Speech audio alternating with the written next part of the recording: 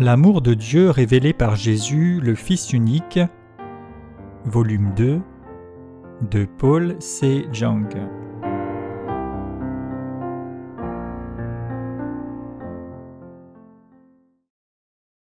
Nous devons naître de nouveau en croyant dans l'évangile de l'eau et de l'esprit. Jean 3, versets 1 à 15. Mais il y eut un homme d'entre les pharisiens nommé Nicodème, un chef des Juifs, qui vint, lui, auprès de Jésus de nuit et lui dit : « Rabbi, nous savons que tu es un docteur venu de Dieu, car personne ne peut faire ces miracles que tu fais si Dieu n'est avec lui. » Jésus lui répondit : « en vérité, je te le dis, si un homme ne naît de nouveau, il ne peut voir le royaume de Dieu. » Nicodème lui dit : « Comment un homme peut-il naître quand il est vieux ? Peut-il rentrer dans le sein de sa mère et naître ?» Jésus répondit : « en vérité, je te le dis, si un homme ne naît d'eau et d'esprit, il ne peut entrer dans le royaume de Dieu. Ce qui est né de la chair est chair, et ce qui est né de l'esprit est esprit. Ne t'étonne pas que je t'ai dit, il faut que vous naissiez de nouveau. Le vent souffle où il veut, et tu en entends le bruit, mais tu ne sais d'où il vient ni où il va. Il en est ainsi de tout homme qui est né de l'esprit. » Nicodème lui dit : « Comment cela peut-il se faire ?» Jésus lui répondit : « Tu es docteur d'Israël et tu ne sais pas ces choses. En vérité, je te le dis, nous disons ce que nous savons, et nous rendons témoignage de ce que nous avons vu, et vous ne recevez pas notre témoignage.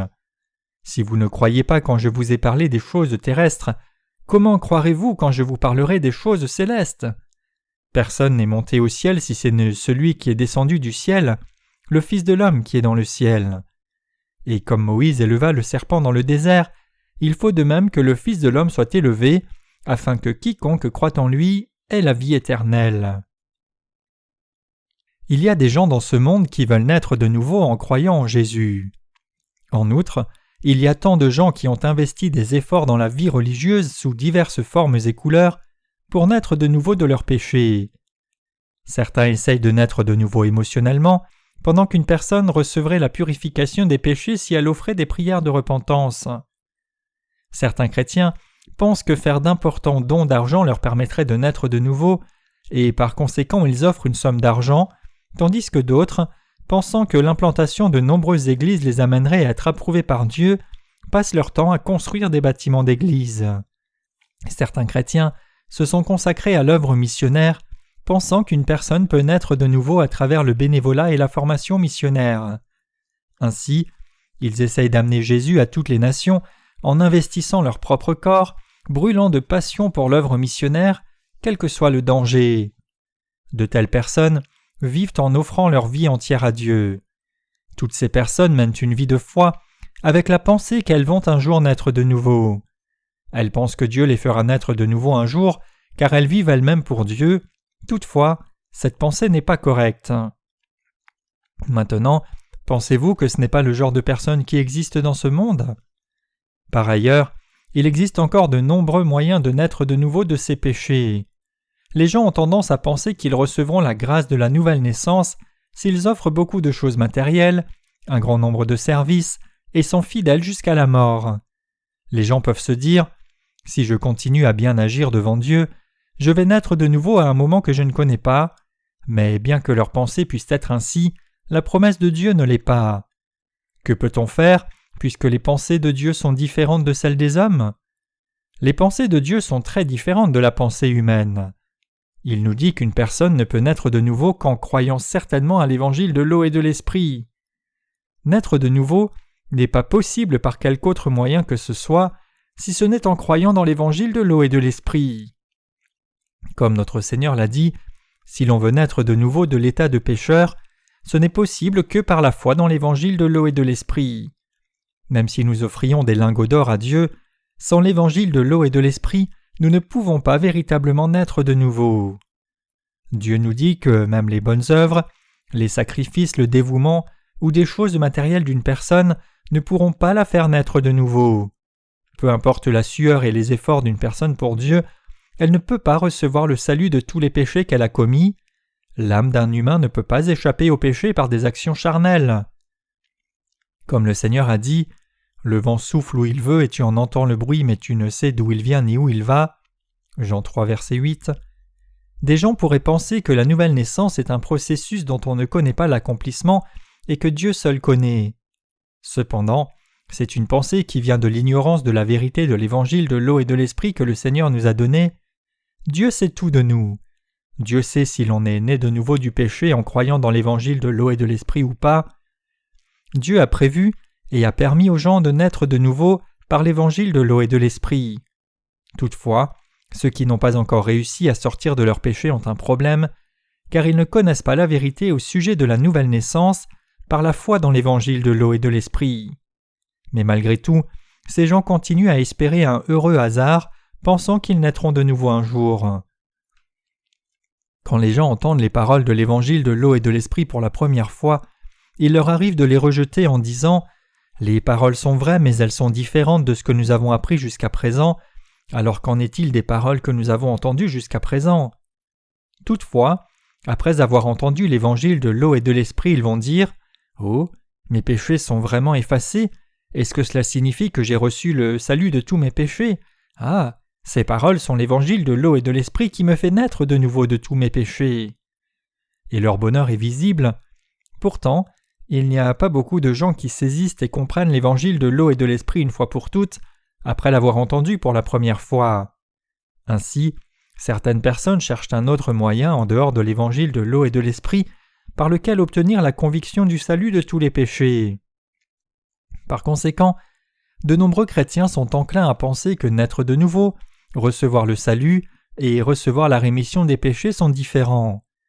Si je demandais à quelqu'un « Êtes-vous né de nouveau ?», il pourrait répondre en disant qu'il est né de nouveau. Si je demandais alors « Avez-vous donc reçu la rémission des péchés et par conséquent n'avez-vous pas de péché ?» il pourrait répondre « Je suis né de nouveau mais je n'ai pas reçu la rémission des péchés donc j'ai des péchés. » Ce serait une réponse plutôt comique. Est-ce que cela a du sens qu'une personne née de nouveau et ayant reçu le salut des péchés ait encore des péchés? Si une personne a reçu le salut des péchés en croyant dans l'évangile de l'eau et de l'esprit, c'est un fait que la personne est née de nouveau et qu'elle est devenue juste. Donc tous ces mots, naître de nouveau, recevoir le salut et recevoir la rémission des péchés, représentent la même chose. En effet, l'expression naître de nouveau signifie devenir une nouvelle personne en croyant dans l'évangile de l'eau et de l'esprit. Recevoir le salut des péchés signifie qu'une personne ayant eu des péchés devient quelqu'un qui n'a rien à voir avec le péché. Toutes ces expressions ne diffèrent que par leur apparence, et si nous cherchions leur signification, elles seraient égales. Une personne qui avait des péchés et qui reçoit la rémission des péchés en croyant dans l'évangile de l'eau et de l'esprit vient de naître de nouveau. La nouvelle naissance signifie que j'étais une fois pécheur dans le passé, mais aujourd'hui, ayant reçu la purification des péchés, je suis devenu une nouvelle personne, une personne juste. Quand nous sommes sortis de l'utérus de notre mère, nous étions pécheurs, mais nous sommes nés de nouveau en écoutant l'évangile de l'eau et de l'esprit, en apprenant à le connaître et en croyant dans nos cœurs. Cela signifie que bien que nos corps et nos apparences extérieures restent les mêmes, notre intérieur est né de nouveau en croyant dans l'évangile de l'eau et de l'esprit. Qui est celui qui déplace le vent? C'est Dieu. Qui soulève le vent, crée des hautes et basses pressions atmosphériques, les changements de circulation de l'air et de l'eau, agite toute la création, élève les vents avec l'énergie dans cette atmosphère de la Terre dans l'univers? C'est Jésus. C'est pourquoi, si nous voulons naître de nouveau, nous devons écouter et croire dans nos cœurs l'évangile de vérité de l'eau et de l'esprit. Pour ce faire, nous devons croire dans nos cœurs la vérité du salut qui est venue par l'évangile de l'eau et de l'esprit. La vérité par laquelle Dieu nous sauve des péchés, c'est l'évangile de l'eau et de l'esprit. Certains chrétiens disent qu'ils ont reçu le Saint-Esprit pendant qu'ils faisaient des prières, mais ce n'est pas le véritable Saint-Esprit. Le Saint-Esprit, c'est l'Esprit qui rentre dans les cœurs de ceux qui croient dans l'évangile de l'eau et de l'esprit. Jésus a enlevé tous nos péchés alors qu'il recevait le baptême de Jean-Baptiste et a reçu le jugement de nos péchés sur la croix. Ainsi, parce que les péchés n'existent plus dans nos cœurs, nous recevons le Saint-Esprit de Dieu comme un don. C'est vrai que l'Esprit Saint ne peut entrer que dans les cœurs de ceux qui ont reçu la rémission des péchés. Dans Genèse chapitre 1 verset 2, il est dit « La terre était informe et vide, il y avait des ténèbres à la surface de l'abîme, et l'Esprit de Dieu se mouvait au-dessus des eaux. Dieu plane sur la surface des eaux. Le Saint-Esprit n'a pas été en mesure d'entrer dans nos cœurs, parce que nos cœurs étaient dans le désordre, remplis d'obscurité. Dieu a dit « Que la lumière soit », et la lumière fut. Ainsi, quand nous croyons dans l'évangile de l'eau et de l'Esprit, il est possible que le Saint-Esprit entre dans nos cœurs et soit avec nous. C'est pourquoi Dieu habite avec nous par notre foi dans l'évangile de l'eau et de l'Esprit que Jésus nous a donné. Ainsi, par la nouvelle naissance en croyant dans l'évangile de l'eau et de l'Esprit, nous pouvons être unis avec Dieu. S'agissant de naître de nouveau de ses péchés, le Seigneur dit à Nicodème « Si une personne doit naître de nouveau, elle doit croire dans l'évangile de l'eau et de l'Esprit. » Puis Nicodème a demandé « Alors comment une personne peut-elle naître de nouveau par l'eau et l'Esprit ? Est-ce qu'il faut rentrer dans le ventre de sa mère et sortir une fois de plus ?» Nicodème avait perçu la nouvelle naissance comme étant le retour dans le sein de sa mère puis une nouvelle sortie de l'utérus. C'est pour cela qu'il n'a pas compris.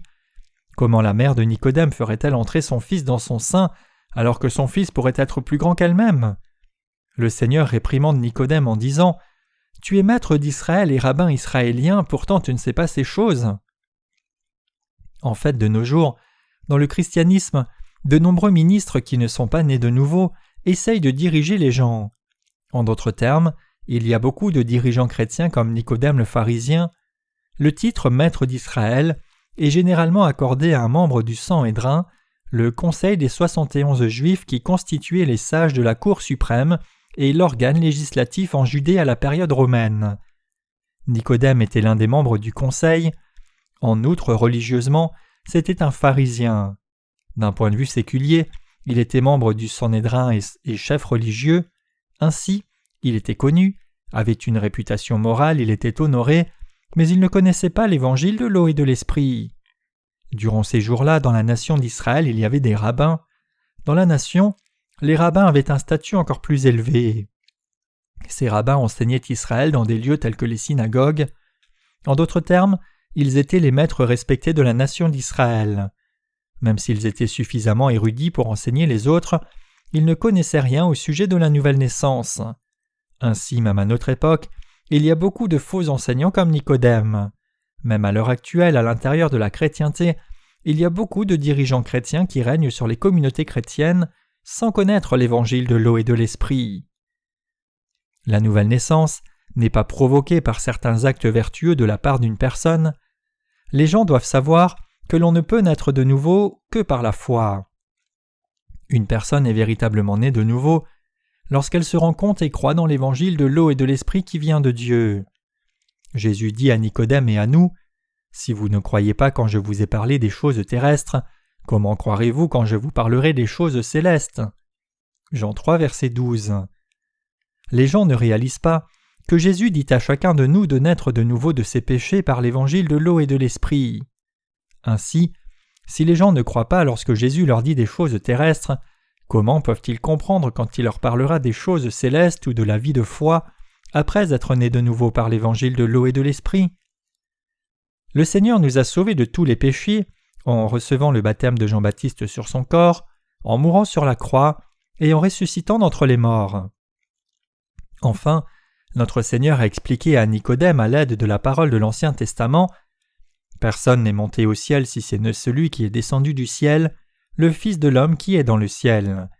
Et comme Moïse éleva le serpent dans le désert, il faut de même que le Fils de l'homme soit élevé, afin que quiconque croit en lui ait la vie éternelle. » Jean 3, versets 13 à 15.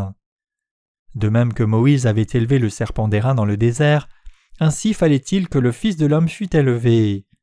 Et Dieu donne la vie éternelle à ceux qui croient en Jésus qui a été élevé, tout comme le serpent d'airain.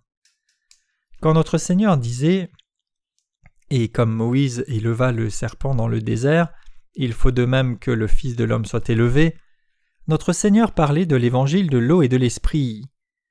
Notre Seigneur est mort après avoir dit « Tout est accompli » Jean 19, verset 30. C'est parce que notre Seigneur a pris sur lui les péchés du monde afin d'être crucifié et d'être élevé. Celui qui était sans péché n'aurait jamais pu être pendu au bois de la malédiction. C'est pourquoi notre Seigneur a pris sur lui tous les péchés de l'humanité une fois pour toutes en recevant le baptême par Jean-Baptiste avant d'être pendu sur la croix. Il a fait cela dans le but de verser son sang sur la croix comme salaire de tous les péchés de l'humanité, afin que ceux qui croient en Jésus comme leur sauveur soient nés de nouveau d'eau et d'esprit. Alors le Seigneur a enseigné cela à Nicodème à travers les Écritures. Comme Nicodème était bien instruit dans l'Ancien Testament, Jésus lui dit « Et comme Moïse éleva le serpent dans le désert, il faut de même que le Fils de l'homme soit élevé, afin que quiconque croit en lui ait la vie éternelle. » Par ce passage, Jésus lui disait qu'il aurait sauvé tous les êtres humains en recevant le baptême de Jean-Baptiste et en mourant sur la croix. En d'autres termes, Jésus parlait exactement du salut par l'évangile de l'eau et de l'esprit, et Nicodème a compris. Le récit des serpents brûlants dans Nombre chapitre 21 est le suivant. Les enfants d'Israël vivant dans le désert se sont découragés sur le chemin et par conséquent ont commencé à parler contre Dieu et Moïse à cause des lourdes difficultés de leur parcours. Alors Dieu a envoyé des serpents brûlants pour les tuer. Ceux qui étaient mordus par les serpents brûlants étaient enflés instantanément et mouraient avec de la mousse dans la bouche après avoir crié à l'agonie pendant un certain temps. Dès qu'il vit le peuple d'Israël mourant dans la douceur, après avoir été mordu par les serpents, Moïse, le chef des Israélites, pria Dieu. Quand il pria « Mon Dieu, sauve ce peuple », Dieu dit « Ces gens ont tellement parlé contre moi que je suis venu moi-même leur donner une punition. » Moïse supplia de nouveau Dieu en disant « Malgré cela, s'il te plaît, sauve ce peuple, ô Dieu. » Eh bien, si tu veux sauver ces gens, fixe un serpent d'airain sur une perche et élève-le devant eux, et dis au peuple que quiconque le regardera vivra.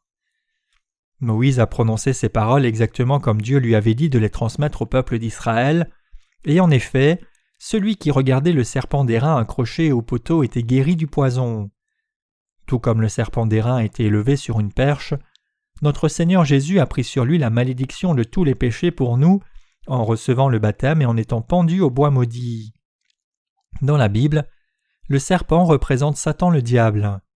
Afin de nous sauver, nous qui n'avions d'autre choix que de mourir et de recevoir la malédiction du péché injectée par Satan le diable, notre Seigneur Jésus est venu sur cette terre, a pris sur lui tous les péchés de l'humanité et a donné la vie éternelle à quiconque croit dans son baptême et au sang versé, de même que tous ceux qui avaient regardé le serpent accroché au poteau étaient sauvés. Il a ainsi accordé la grâce de naître de nouveau à tous ceux qui ont cru. C'est vrai que Dieu a fait que notre Seigneur prenne sur lui toute la malédiction des péchés de ce monde. Il est écrit « Si l'on fait mourir un homme qui a commis un crime digne de mort, et que tu l'aies pendu à un bois, son cadavre ne passera pas la nuit sur le bois, mais tu l'enlèveras le jour même, car celui qui est pendu est un objet de malédiction auprès de Dieu, et tu ne souilleras point le pays que l'Éternel ton Dieu te donne pour héritage. » Deutéronome 21, versets 22 à 23. Paul a également proclamé « Christ nous a rachetés de la malédiction de la loi, étant devenu malédiction pour nous, car il est écrit « Maudit est quiconque est pendu au bois » Galates 3, verset 13. Jésus a pris sur lui toutes nos malédictions en étant baptisé et en étant pendu au bois de la croix. En recevant le baptême, en mourant sur la croix et en ressuscitant des morts, Jésus a sauvé tous les pécheurs de façon suffisante. Le Seigneur a dit que personne n'est monté au ciel en dehors de celui qui est descendu du ciel, c'est-à-dire le Fils de l'homme. C'est la réalité que notre Seigneur a ouvert les portes du ciel par l'évangile de vérité de l'eau et de l'esprit. Je suis le chemin, la vérité et la vie, nul ne vient au Père que par moi. Jean 14, verset 6. Puisque notre Seigneur a ouvert les portes du ciel pour la première fois, en prenant sur lui tous les péchés de l'humanité et en étant pendu à la croix, quiconque croit en Jésus comme son Sauveur peut entrer dans le royaume des cieux par une telle foi. Le Seigneur nous a sauvés par l'évangile de l'eau et de l'esprit. Il est écrit « Et comme Moïse éleva le serpent dans le désert, ainsi faut-il que le Fils de l'homme soit élevé. » Jean 3, verset 14. Pour quelle raison notre Seigneur devait-il être pendu sur la croix? A-t-il péché comme nous? Est-il faible comme nous? Est-il imparfait comme nous? Il n'en est rien. Pourtant, notre Seigneur a dû être pendu à la croix, le bois de la malédiction. Son acte juste consistait à nous sauver, vous et moi, de tous les péchés. car il avait personnellement pris sur lui-même tous les péchés de tous les humains du monde, ainsi que les vôtres et les miens au Jourdain, afin de nous sauver tous. Il pouvait ainsi payer pour tous les péchés en étant crucifié. Et il a permis à ceux qui croient dans l'évangile de l'eau et de l'esprit de recevoir le salut. Dieu nous a fait naître de nouveau par l'eau et le sang du Seigneur. 1 Jean 5, versets 3 à 7. On peut naître de nouveau d'eau et d'esprit lorsque l'on croit dans l'évangile du baptême de Jésus et son sang sur la croix. Jean 3, verset 5. Ceux qui sont nés de nouveau deviennent des enfants de Dieu. L'eau, dans Jean 3, verset 5, se réfère au baptême que Jésus a reçu, et l'Esprit renvoie à la vérité selon laquelle Jésus, qui est Dieu, a sauvé l'humanité tout entière en venant sur cette terre en chair, en prenant tous les péchés de l'humanité par le baptême, et en recevant la punition des péchés de l'humanité sur la croix. Le Seigneur nous a sauvés par le baptême qu'il a reçu et le sang de la croix. Notre Seigneur nous a sauvés par l'évangile de l'eau et de l'esprit. Seuls ceux qui sont nés de nouveau d'eau et d'esprit peuvent entrer dans le royaume de Dieu. C'est exactement ce que signifient ces paroles. Notre Seigneur nous a sauvés, vous et moi, de tous les péchés par l'évangile de l'eau et de l'esprit. Chers croyants, croyez-vous cela? Être né de nouveau d'eau et d'esprit, c'est être nettoyé de tous nos péchés en croyant au baptême que Jésus a reçu et au sang de la croix. Jésus est le Dieu véritable et la vie éternelle. 1 Jean 5, verset 20. Et lui qui est Dieu et le Sauveur est venu sur cette terre en chair, a pris les péchés de l'humanité tout entière en recevant le baptême de Jean-Baptiste, a reçu la malédiction en donnant sa chair sur la croix, a effacé tous les péchés du monde en ressuscitant des morts en 3 jours, et a permis à ceux qui croient en lui d'entrer dans le royaume de Dieu. C'est pourquoi il est dit que notre Seigneur est devenu le grand sacrificateur du ciel. Le Seigneur a dit « Je suis la porte des brebis » Jean 10, verset 7. Qui se tient à la porte du ciel? Notre Seigneur est là. Qui ouvre la porte? Notre Seigneur l'ouvre. Pour passer par la porte du ciel, il faut croire au salut que Jésus a accompli par son baptême et son sang. Ceux qui croient dans l'évangile de l'eau et de l'esprit sont autorisés à passer par la porte, mais ceux qui ne sont pas nés de nouveau, en rejetant la vérité de l'évangile de l'eau et de l'esprit, ne sont pas autorisés à passer. Ceux qui rejettent la divinité de Jésus, ou l'eau qui implique le baptême de Jésus, ne peuvent ni naître de nouveau, ni passer par la porte du ciel. Cependant, le ciel est accordé à ceux qui croient dans l'évangile de l'eau et de l'esprit, et ils peuvent jouir éternellement des bénédictions et du bonheur qui s'y trouvent. Ce n'est rien d'autre que la puissance de l'évangile de l'eau et de l'esprit. Tout comme le serpent d'airain qui a été pendu sur une perche, après avoir reçu le baptême de Jean-Baptiste, notre Seigneur a reçu le jugement de tous les péchés en étant pendu sur la croix. C'est l'évangile de vérité de l'eau et de l'esprit. Croire dans cette vérité nous mène au salut des péchés et à la nouvelle naissance. Cet évangile, c'est le salut, la vérité par laquelle l'humanité peut recevoir la rémission des péchés. Chers croyants, voyez-vous maintenant ce qu'est la nouvelle naissance par l'eau et l'esprit? La nouvelle naissance, naître de nouveau, renaître, devenir une nouvelle personne, être sauvé des péchés et devenir une personne sans péché après avoir eu des péchés. Tous ces éléments font partie de la notion même de ce qui est accordé à quiconque croit dans l'évangile de Jésus, son baptême et le sang de la croix. En d'autres termes, les gens qui croient dans l'évangile de l'eau et de l'esprit sont exactement ceux qui croient dans l'évangile du baptême et du sang de la croix que Jésus nous a donné. Pourtant, les gens du monde d'aujourd'hui croient en Jésus sans connaître ce sujet. Que cela est déplorable! Ils sont tellement hypocrites dans leur foi en Jésus qu'il est vraiment désolant de voir leurs efforts pathétiques. Comme Nicodème, des théologiens, des ministres et des laïcs de nos jours ne connaissent rien de la nouvelle naissance d'eau et d'esprit. Dans un monde séculier, Nicodème était si grand. Pourtant, il ne comprenait pas la parole de Jésus. Dans la chair, il aurait pu être un grand homme, mais spirituellement, il était un homme aveugle. Dans Jean 3, versets 1 à 21, Jésus converse avec Nicodème. Jésus a enseigné ces paroles afin d'ouvrir les yeux d'un aveugle spirituel. C'est alors seulement que Nicodème a perçu la vérité et a dit « Ah, je savais que Jésus n'était pas un homme ordinaire et c'est vrai !» Après cet événement, Nicodème était capable d'ouvrir les yeux spirituels et de posséder une vraie foi. Maintenant, Nicodème est devenu une personne née de nouveau ayant entendu la parole de Jésus. Et ainsi, lorsque Jésus est mort sur la croix, Nicodème est venu embaumer son corps avec un mélange de myrrhe et d'aloès d'environ 100 livres. Puis Nicodème et Joseph d'Arimathée placèrent le corps de Jésus dans une tombe où personne n'avait encore été déposé. Jean 19, versets 38 à 41. Chers croyants, naître de nouveau, c'est parfaire le salut par la foi au baptême de Jésus et son sang. Grâce à la foi au baptême que Jésus a reçu et son sang sur la croix, nous naissons de nouveau. Jésus nous a permis de naître de nouveau, et en outre, il a permis à tous les peuples du monde de naître de nouveau. Comment ? Par la foi qui croit dans l'eau, le sang et l'esprit. L'eau signifie le baptême que Jésus a reçu de Jean-Baptiste, le sang renvoie à sa mort sur la croix, et l'esprit dit que Jésus est le vrai Dieu qui vint dans le monde comme l'agneau. En bref, Jésus nous fait naître de nouveau lorsque nous croyons dans l'évangile de l'eau et de l'esprit. Dans l'évangile de Jean, chapitre 1, versets 1 à 3, il est dit « Au commencement était la parole, et la parole était avec Dieu, et la parole était Dieu. Elle était au commencement avec Dieu. Toutes choses ont été faites par elle, et rien de ce qui a été fait n'a été fait sans elle. » Qui est-ce ? C'est Jésus qui nous a sauvés par le baptême qu'il a lui-même reçu et le sang qu'il a versé sur la croix. Jésus nous a permis de naître de nouveau par le salut qu'il a accompli en venant sur cette terre en chair, en recevant le baptême, en mourant sur la croix et en ressuscitant des morts. Une fois, une personne a répondu frénétiquement en disant « L'eau c'est juste de l'eau et une montagne c'est juste une montagne ».